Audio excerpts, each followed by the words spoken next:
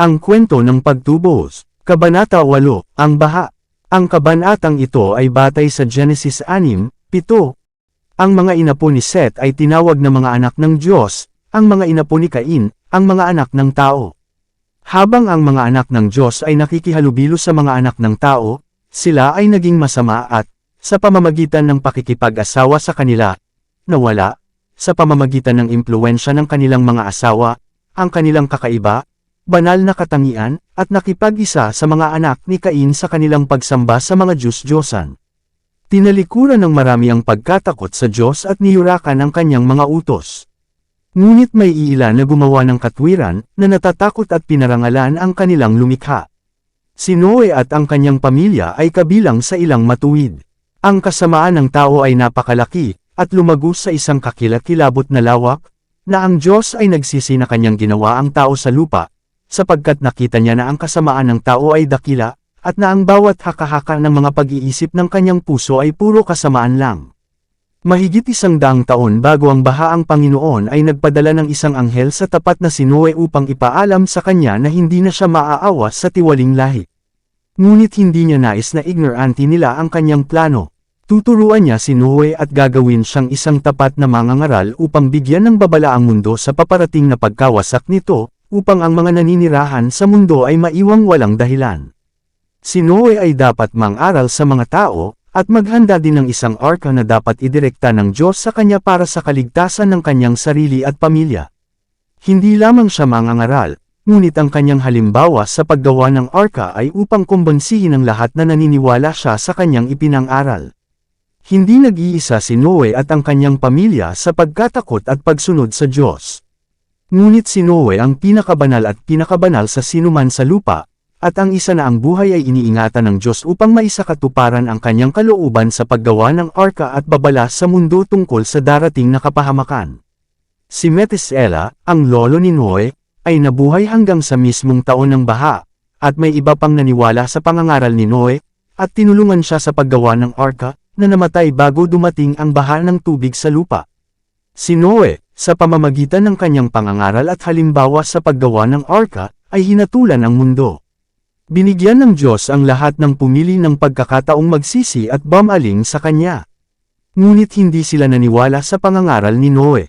Tinuyan nila ang kanyang mga babala at kinutya ang pagtatayo ng napakalaking sisidlan sa tuyong lupa. Ang pagsisikap ni Noe na reformahin ang kanyang mga kapwa-tao ay hindi nagtagumpay. Ngunit sa loob ng mahigit 100 taon ay nagtiyaga siya sa kanyang pagsisikap na ibalik ang mga tao sa pagsisisi at sa Diyos. Ang bawat hampas sa arka ay nangangaral sa mga tao. Si Noe ay nagturo, siya ay nangaral, siya ay nagtrabaho, habang ang mga tao ay tumingin sa pagkamangha at itinuturing siyang isang panatiko. Paggawa ng arko. Ibinigay ng Diyos kay Noe ang eksaktong sukat ng arka at tahasang mga direksyon patungkol sa pagtatayo nito sa bawat partikular na bahagi. Sa maraming aspeto, hindi ito ginawang parang sisidlan kundi inihanda na parang bahay. Ang pundasyon ay parang bangkang lulutang sa tubig. Walang mga bintana sa mga gilid ng arka. 3 palapag ang taas noon, at ang liwanag na natanggap nila ay mula sa isang bintana sa itaas.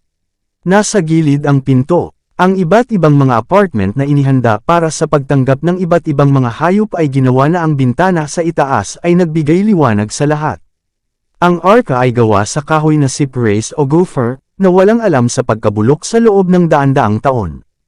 Ito ay isang gusali na may mahusay na tibay, na hindi maiimbento ng walang karunungan ng tao.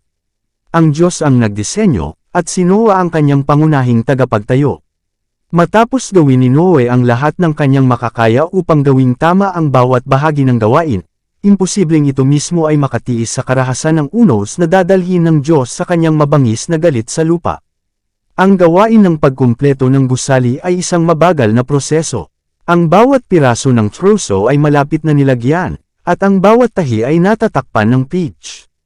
Ang lahat ng magagawa ng mga tao ay gawin upang gawing perpekto ang gawain, gayunpaman, pagkatapos ng lahat, ang Diyos lamang ang makapag-iingat ng gusali sa ibabaw ng galit, umaalingaw na mga alon, sa pamamagitan ng kanyang mahimalang kapangyarihan.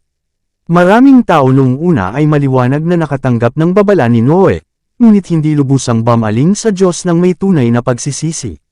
May ilang panahon na ibinigay sa kanila bago dumating ang baha, kung saan sila ay ilalagay sa pagsubok, upang patunayan at subukan. Nabigo silang makayanan ang pagsubok. Nadaig sila ng nangingibabaw na pagkabulok, at sa wakas ay sumama sila sa iba na tiwali sa panunuya at panlilibak sa tapat na si Noe. Hindi nila pinabayaan ang kanilang mga kasalanan ngunit nagpatuloy sa poligamya at sa pagpapakasawa sa kanilang mga tiwaling hilig. Ang panahon ng kanilang pagsubok ay malapit nang matapos. Ang mga hindi naniniwala, nanunuya na mga naninirahan sa mundo ay magkakaroon ng isang espesyal na tanda ng banal na kapangyarihan ng Diyos. Matapat na sinunod ni Noe ang mga tagubaylang ibinigay sa kanya ng Diyos. Ang arka ay natapos ng eksakto tulad ng iniutos ng Diyos. Nag-imbak siya ng napakaraming pagkain para sa tao at hayop. At pagkatapos na ito ay maisakatuparan, inutusan ng Diyos ang tapat na si Noe, pumasok ka at ang iyong buong sangbahayan sa arka, sapagkat ikaw ay nakita kong matuwid sa harapan ko. Pumasok ang mga hayop sa arko. Ang mga anghel ay ipinadala upang kolektahin mula sa kagubatan at itanim ang mga hayop na nilikha ng Diyos. Ang mga anghel ay nauna sa mga hayop na ito, at sila ay sumunod, 2 at 2, lalaki at babae, at malinis na hayop na tigpipito. Ang mga hayop na ito, mula sa pinakamabangis, hanggang sa pinakamaamo at hindi nakakapinsala, mapayapa at same time na nagmarcha papasok sa arka. Ang kalangitan ay tila maulap na may mga ibon sa bawat paglalarawan. Dumating sila na lumilipad papunta sa arka, 2 at 2, lalaki at babae, at ang malinis na ibon ay tigpipito. Ang mundo ay tumingin ng may pagtataka, ang ilan ay may takot, ngunit sila ay naging tumigas sa pamamagitan ng paghihimagsik na ang pinakasenyales na pagpapakita ng kapangyarihan ng Diyos ay nagkaroon lamang ng panandaliang impluwensya sa kanila. Sa loob ng 7 araw ang mga hayop na ito ay pumapasok sa arka, at inaayos sila ni Noe sa mga lugar na inihanda para sa kanila.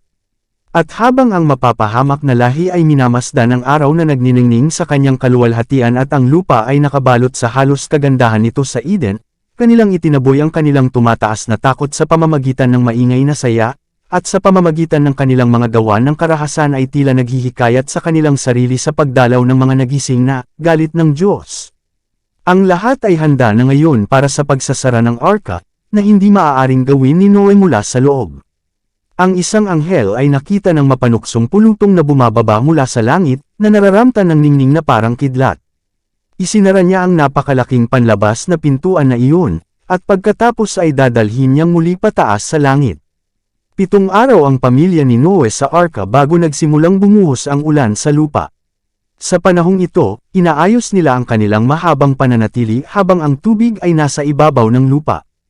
At ito ay mga araw ng kalapastanganan sa kasayahan ng karamihang hindi naniniwala. Naisip nila, dahil hindi kaagad natupad ang propesya ni Noe pagkatapos niyang pumasok sa arka, nanalin lang siya at imposibleng masira ang mundo sa pamamagitan ng baha. Bago ito ay walang ulan sa lupa. Isang ulap ang bumangon mula sa tubig, na pinababa ng Diyos sa gabi na parang hamog, na binubuhay ang mga pananim at pinatubo ito. Sa kabila ng solemna na pagtatanghal ay nasaksihan nila ang kapangyarihan ng Diyos, ng hindi likas na pangyayari ng paglisan ng mga hayop sa kagubatan at parang, at pagpasok sa arka, at ang anghel ng Diyos na nakadamit ng ningning at kakilakilabot sa kamahalan na bumaba mula sa langit at isinara ang pinto. Gayunpaman pinatigas nila ang kanilang mga puso at nagpatuloy sa pagsasaya at paglalaro sa mga senyales na pagpapakita ng banal na kapangyarihan. Ang bagyo ay nasira, ngunit sa 8 araw ay nagtipon ang langit ng kadiliman. Ang mga ungol na kulog at matingkad na kidlat ay nagsimulang takutin ng tao at hayop. Bumuhos ang ulan mula sa mga ulap sa itaas nila. Ito ay isang bagay na hindi pa nila nasaksihan, at ang kanilang mga puso ay nagsimulang manghina sa takot. Ang mga hayop ay gumagala sa pinakamabangis na takot, at ang kanilang mga hindi pagkakatugma na mga tinig ay tila umuungol sa kanilang sariling kapalaran at kapalaran ng tao. Ang bagyo ay lumakas sa karahasan hanggang sa ang tubig ay tila nagmula sa langit na parang malalakas na katerata. Ang mga hangganan ng mga ilog ay humiwalay, at ang tubig ay umagos hanggang sa mga libis.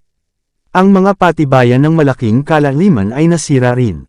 Ang mga jet ng tubig ay sesabog mula sa lupa ng may hindi maipaliwanag na puwersa, naghahadyos ng malalaking bato daan-daang talampakan sa hangin, at pagkatapos ay ibabaon nila ang kanilang mga sarili ng malalim sa lupa. Unang nakita ng mga tao ang pagkawasak ng mga gawa ng kanilang mga kamay.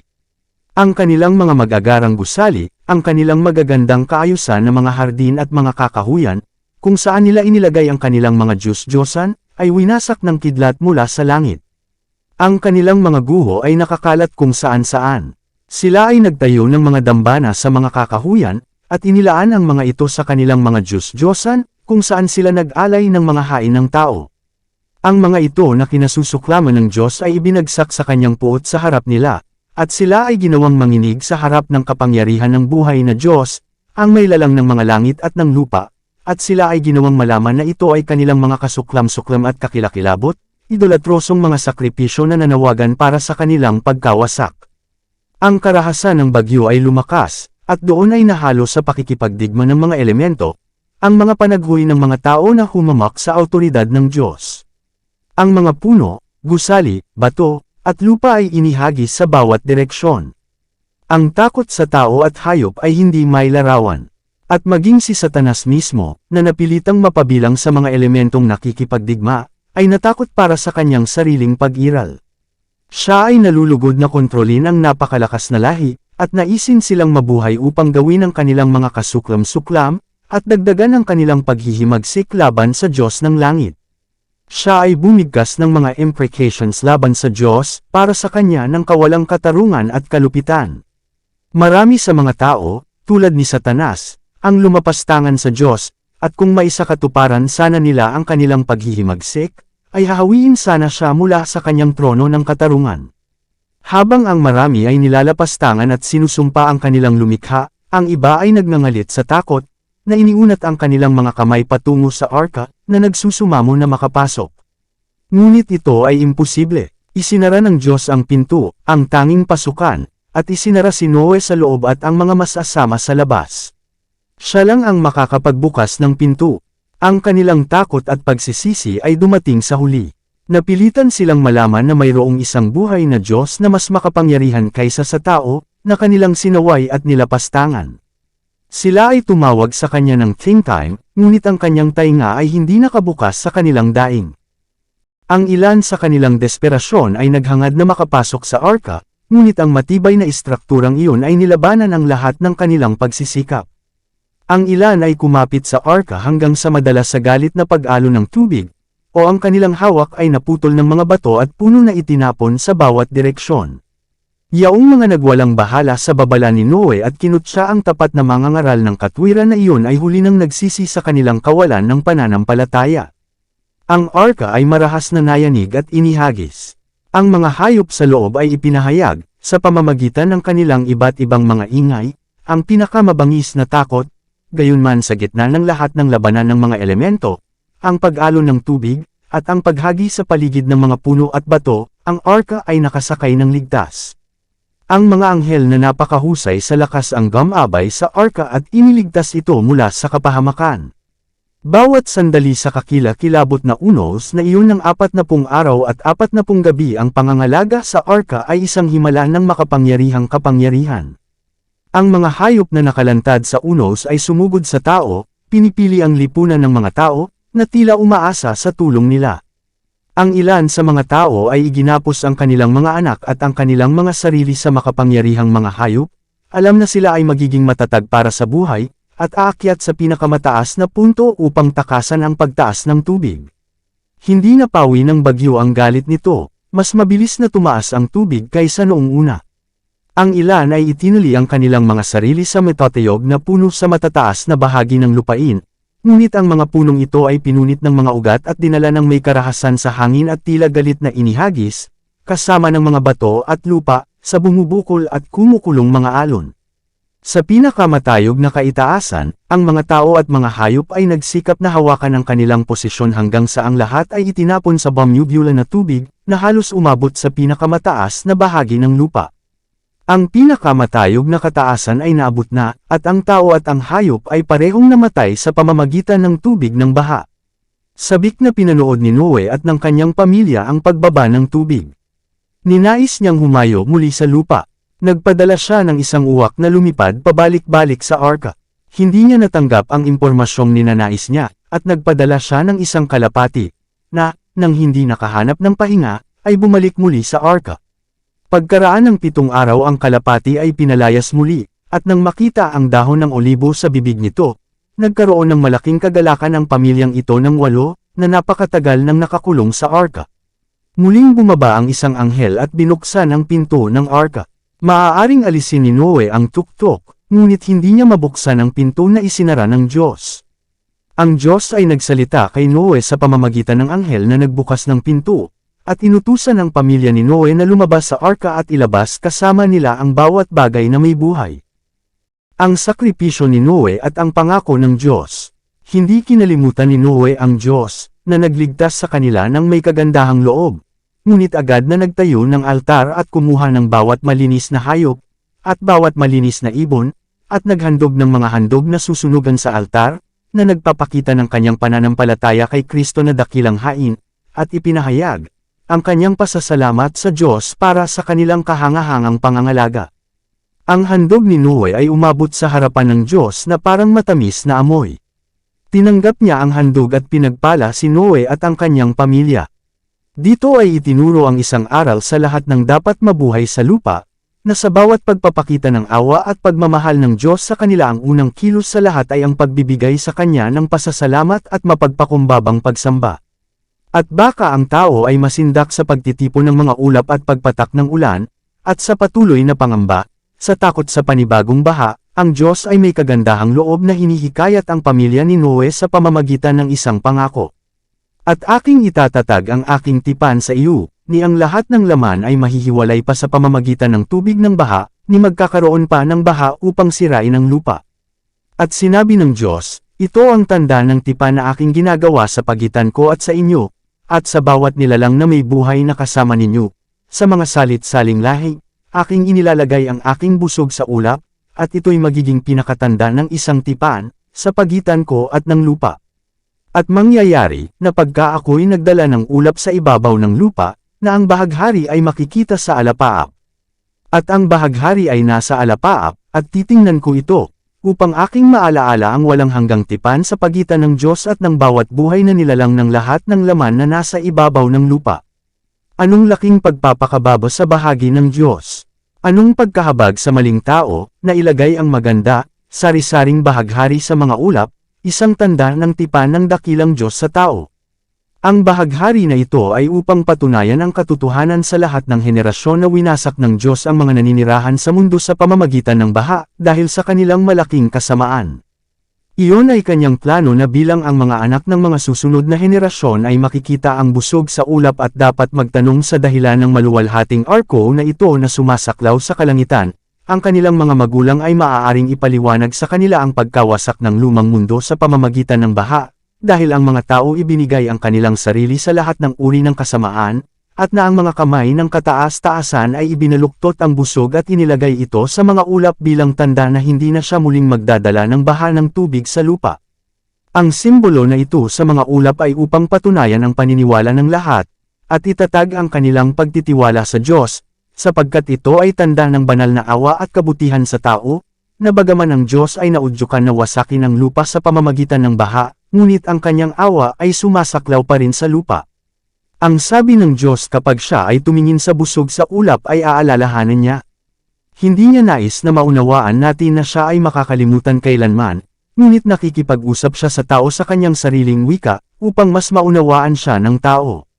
Dito nagtatapos ang Kabanata 8. Para updated ka sa susunod na mga kabanata ay huwag kalimutang mag-subscribe sa ating channel Renilab TV, mag-like na at mag-share sa ating mga video. Maraming salamat po.